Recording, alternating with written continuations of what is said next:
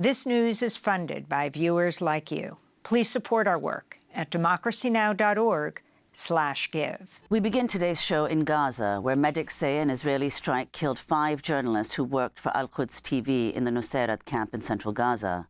They were reportedly sleeping in a van, clearly marked with the word press. Meanwhile, 3 Palestinian babies have died of hypothermia at the Al-Mawasi refugee camp in southern Gaza as temperatures plummet and Israel's deadly blockade on food, water, and key winter supplies continues. The father of 3-week-old victim, Sila Mahmoud Al-Fassi, told Al Jazeera his family had been sleeping on cold sand in a tent exposed to bitter winds. Al-Mawasi is designated a safe zone, but Israel has repeatedly attacked it over the last 14 months as its forces continue to pound Gaza. This comes as Israeli forces in the occupied West Bank raided Nablus to escort a group of settlers to Joseph's Tomb, which has been a flashpoint between Palestinians and Israeli settlers.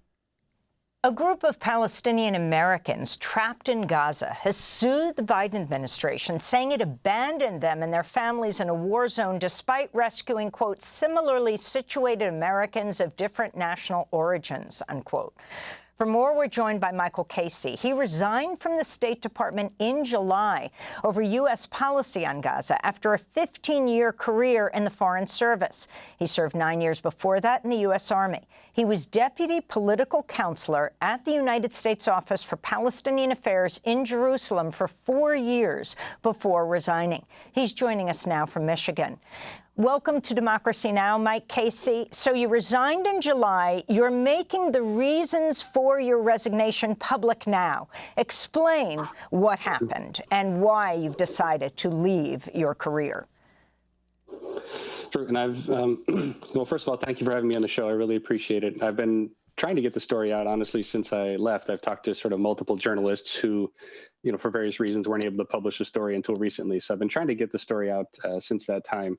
And really, why I left was that after I covered Gaza almost every day for 3 years and just writing every day about what was happening there, even before October 7th, the humanitarian catastrophe that was there beforehand, and just getting no action from Washington on any of those issues. And my office wrote about Palestinian politics, settlements, human rights issues, prisoner abuses, different things like this every day, writing about them. And then October 7th, everything was just amplified, 100 times worse than it was before. And just writing all this information, having it disregarded, taking no actions and no policies on it, and acting constantly in direct contravention of our own interests was eventually too much for me. And I decided I had done everything I could to help. There was nothing more I could do on the inside, and it was time for me to leave. And Mike, you've said, in fact, that once you were posted in Jerusalem, everything you learned as a diplomat, you had to forget. If you could elaborate on what you mean by that. Sure. And that's the way it feels. Basic things as a diplomat, to be skeptical of your interlocutors. When the government of the country you're assigned to tells you something, you have to fact check it a little bit. But with the Israeli government, we don't do that. We just repeat what they tell us. We don't even report on that information. And, and having basic concerns for issues like human rights, that was a bedrock of our foreign policy in other places. And in Israel, we just completely disregard it. I mean, one issue I always highlight was administrative detention, which is where people are locked up without charges. When I was in other countries like Malaysia, there was maybe one person in admin detention, and the Secretary of State would raise her case all the time. Whereas in Israel, we were approaching 2,000 Palestinians were being held in admin detention, including minors, including American citizens, and we never said a word about it. And so just these issues that you would normally push forward everywhere else in this country, we just pretend like it's not a problem. So in your reading, Mike, you worked at the State Department. Before that, you were also in the military. What, in your view, explains this? Why do you think the U.S. is consistently blind to the suffering of Palestinians? It's hard to get a concrete answer on that as to why that is. Just seeing it happen every day and what we do with that, and just the absolute disregard of reality that we have. And it's good to see organizations like Dawn who are launching a lawsuit. It's sad that it had to come to this point, but launching a lawsuit against the State Department for violating its own policies, violating its own human rights reports, as they mentioned when they made the announcement. Because my office wrote these reports and documented the human rights abuses there. It was the longest report in the world. It took the longest to finish. And then we come out and say things like there are no human rights issues in Israel. It doesn't make any sense. And as to why that is, I don't know. Our policy is just completely backwards. We start from the point of we need to sell weapons to Israel, and then we backtrack and make the facts the way we need it to be in order to make that happen, which is the exact opposite of what we should be doing. I wanted to go to a clip from the Fault Lines documentary called Starving Gaza in Al Jazeera English that features Stacy Gilbert, who we also interviewed, the former senior advisor in the State Department's Bureau of Population, Refugees and Migration. She resigned after over 20 years in service after disagreements with a State Department report that she worked on, concluding Israel was not obstructing U.S. humanitarian assistance to Gaza. In April, Stacy Gilbert was asked for her input on a Biden administration report on whether Israel was committing war crimes in Gaza. I was shocked to see that it said in very clear terms, it is our determination that Israel is not blocking humanitarian assistance. You had advised that that wasn't the case. Is that correct? Yes. The subject matter experts were removed, and the report was moved up to a higher level. We were told you will see the report when it is released publicly. And then the report comes out and just doesn't include what you had to say? I wasn't sure I read that correctly. I read it again, and I sent an email then that I would resign as a result of that. Do you remember what you wrote in your resignation email?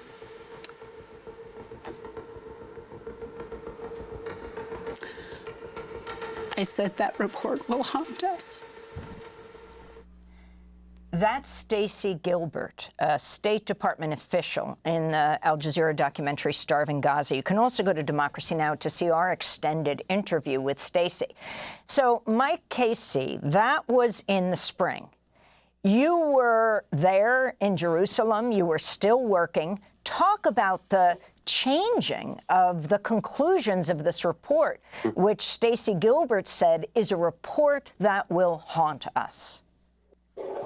And she's absolutely correct, because it's absurd to reach that conclusion based on all of the evidence that's out there. I mean, it's the absolute consensus of the international organizations, human rights organizations that are actually in Gaza and documenting this information.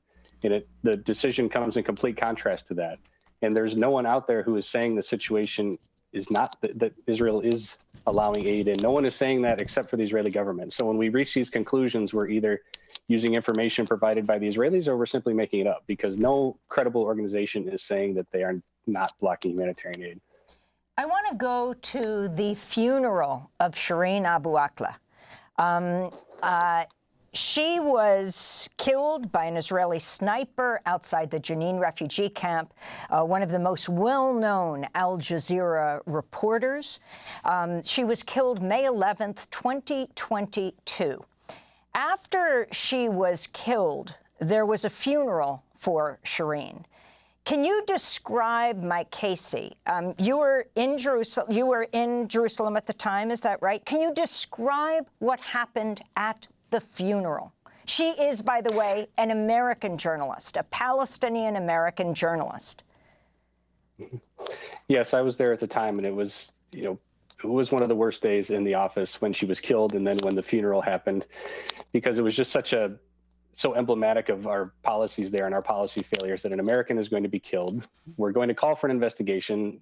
We're not going to be serious about it. Whatever they come out with, we're going to accept, even if we know the facts are otherwise. And then it reaches the point where her funeral is attacked. The police are beating pallbearers. Her coffin falls on the ground.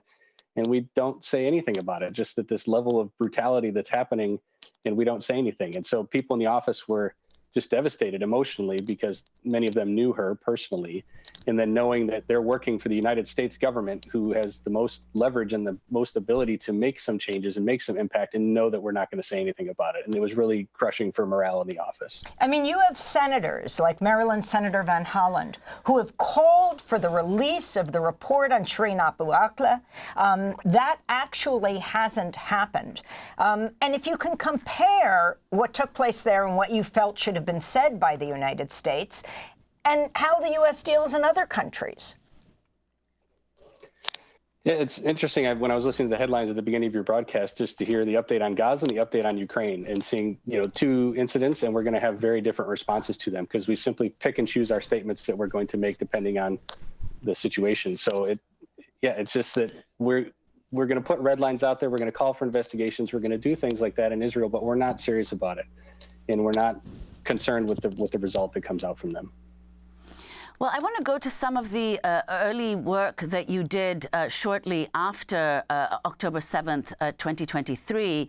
Just 3 weeks into Israel's bombardment of Gaza, nearly 7,000 Palestinians had already been killed. But on October 25th of 2023, President Biden cast doubt on Gaza's official death toll. This is a clip of Biden. I have no notion that the Palestinians are telling the truth about how many people are killed.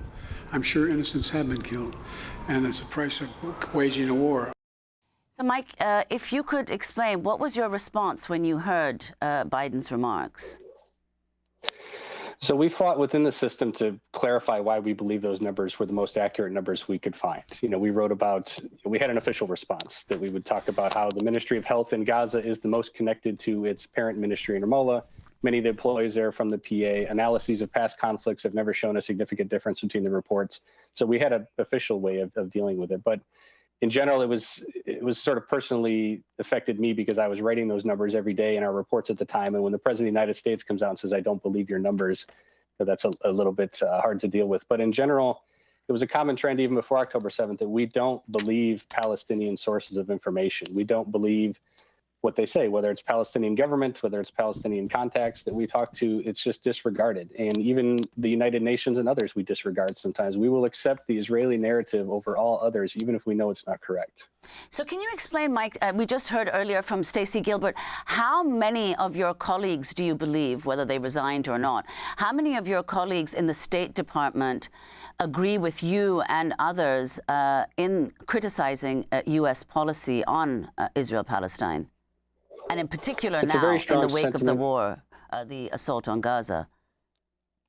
It's a very strong sentiment within the department. I've had many people reach out to me, saying they support what I did. They're glad I'm speaking out, essentially giving them a voice to their concerns that they have. And a lot of people who have told me they would be right behind me if it weren't for, their own personal circumstances that they can't resign, which I fully respect in that.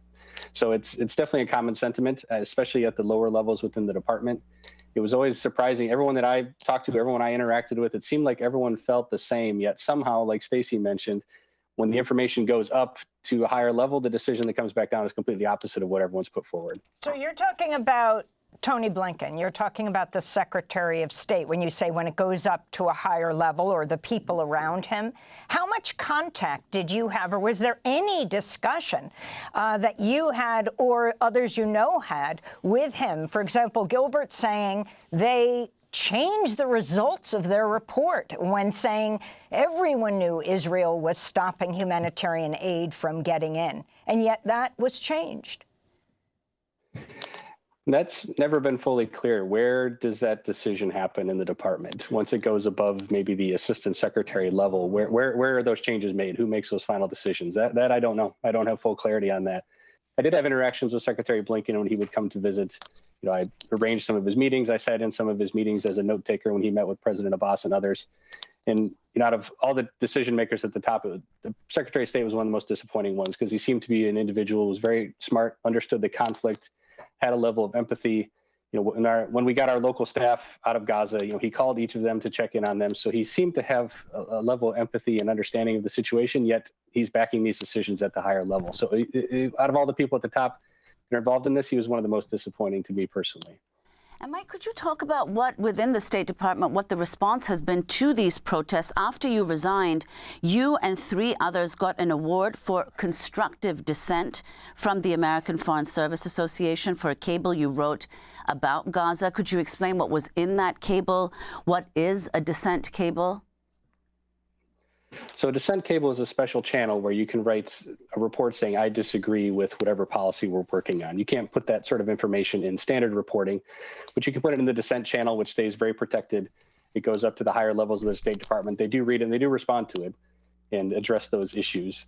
When we won the award, we actually had to look back at our dissent cables because we wrote more than one to figure out which one they were talking about in particular. A lot of the details I don't want to get into for sort of reasons of classification. The overall question was that we need to do more to evacuate people from Gaza. We evacuated American citizens out of Gaza, but then we just stopped, and we were not evacuating people who we had worked with over the years, people that had been contacts of ours, people we'd sent on exchange programs, people we had invested in, people who were the future of Gaza. that really need to be helped and protected, not just for humanitarian reasons, but really for what's going to happen in Gaza in the future. And so we basically wrote a dissent cable about that, which obviously didn't change the policies there, particularly after Rafah was shut down. So, Mike Casey, can you talk about the last straw for you? You were in Jerusalem, one of the top State Department officials there, when the National Security Council said they should just back what Israelis want for post-conflict Gaza. Explain what you understand that is and why you left. So that was one area, as things were moving forward in Gaza, that I stayed a little bit longer thinking this is one area where maybe we can make a positive impact, is really laying out what needs to happen in the future in Gaza. And we laid out, a plan that involved the humanitarian aspects of it, security aspects of it, governance aspects of it, what needs to happen in terms of connecting Gaza with the rest of Palestine, inserting a credible Palestinian government at the governor, ministerial, and local level, in integrating that, creating a second state, two-state solution, everything like that would fit within our goals and what's best for Gaza. And the response was, well, the Israelis have a different plan, and we're just going to go with that. And the current plan was the idea of, the current plan is, I understand it, was having local families, they use the term clans, to run things in Gaza. And we wrote reports about why that's not feasible. It's not going to work. And that the reason the Israelis support that plan is because it will lead to chaos and conflict in Gaza, which is their goal in what is happening there. It's not our goal. It shouldn't be. And it's not a feasible plan. And I've talked to contacts of mine in Cairo who said even just a couple weeks ago, people from Washington were still reaching out to them and asking about this plan. So it seems we're still pursuing it, even though we know it's not feasible and it's not right. And Mike, finally, as we end, if you could talk about what your concerns are about the incoming Trump administration with respect to U.S. policy on Palestine. He said earlier this month that if the Israeli hostages are not returned by Inauguration Day, that is January 20th, quote, all hell is going to break out. And unfortunately, I'm not optimistic about an incoming administration. I fear they're going to basically pick up where they left off in terms of where the Israeli government was planning to formally announce or annex settlements in the West Bank and other destructive policies, which are not only terrible for Palestinians, but also very difficult to reverse in a future administration. And so I fear they're going to pick up where they left off. I feel Israel is going to be given even more of a blank check than they have under the Biden administration, and that there will be steps taken, like annexation of certain areas, that the Trump administration doesn't understand the impact of those because they don't analyze them very carefully and simply just accept whatever Israel wants them to do, even more so than the Biden administration. But if I were to give them advice, I would tell them to really focus on having a policy on Palestine, not just viewing it through the lens of Israel and what Israel wants, but what's good for Palestinians, what's best for our own interest there. If we want a two-state solution, we need to create a second state. We can't just put Palestine in quotes and reports and pretend like it doesn't exist. We need to create a political, economic, social, cultural entity that is Palestine, recognize the country, stop denying its existence at the United Nations and others, and really push forward policies such as a national election and different things like that that are important for the Palestinian people, regardless of what the impact is on Israel. Michael Casey, we want to thank you for being with us. Mike resigned from the State Department in July after a 15-year career in the Foreign Service. He was deputy political counselor at the United States Office for Palestinian Affairs in Jerusalem for 4 years before resigning in July over U.S. policy on Gaza. Democracy Now! Is funded by viewers like you. Please give today at democracynow.org/give.